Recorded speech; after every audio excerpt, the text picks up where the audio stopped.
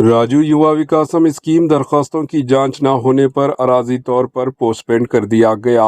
5 جون 2025 کو کابینہ اجلاس میں سرکاری ملازمین کے مطالبات اور قومی اداروں کے انتخابات پر غور ہوگا۔ کانگریس حکومت کی باوقار راجو یووا وکاسم اسکیم کو عارضی طور پر پوسٹ پینڈ کر دیا گیا۔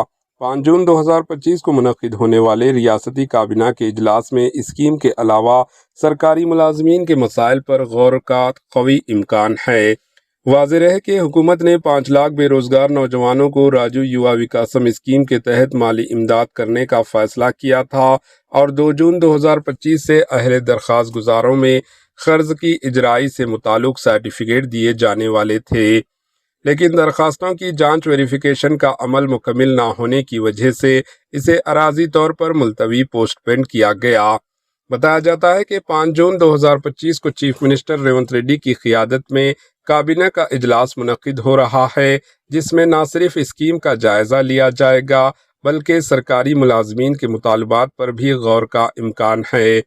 سرکاری ملازمین کی ریٹائرمنٹ کی عمر میں 1 سال کا اضافہ کرنا، پینڈنگ زیر التوا ڈی اے کے علاوہ دیگر امور پر بھی غور و خوض کیا جائے گا۔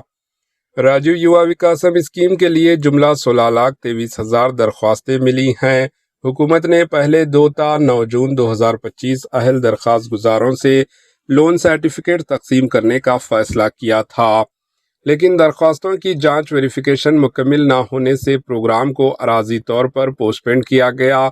حکومت نے مشن 26 ڈیز پروگرامز کا تلنگانہ یوم تاسیس فارمیشن ڈیٹ 2 جون سے آغاز کر دیا ہے، جس کے مطابق ان 26 دنوں میں اندرما ہاؤسنگ، راجو یووا وکاسم، ریتو سدسو، سرکاری ملازمین کے مطالبات کی یکسوئی و دیگر پروگرام منعقد کر کے قومی اداروں کے الیکشنز کی تیاریوں کا آغاز کر دیا گیا ہے، لیکن 2 جون 2025 سے راجو یووا وکاسم اسکیم پر عمل نہیں ہو سکا۔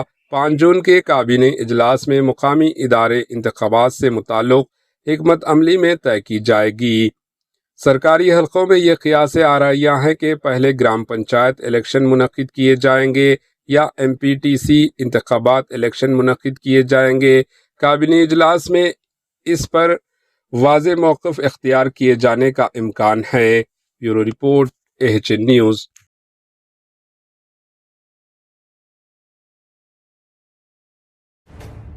AHN نیوز کے YouTube چینل کو سبسکرائب کریں اور بیل آئیکن کو دبانا نہ بھولیں تاکہ آپ کو ہر نئی آنے والی ویڈیو کا نوٹیفیکیشن بر وقت مل سکے۔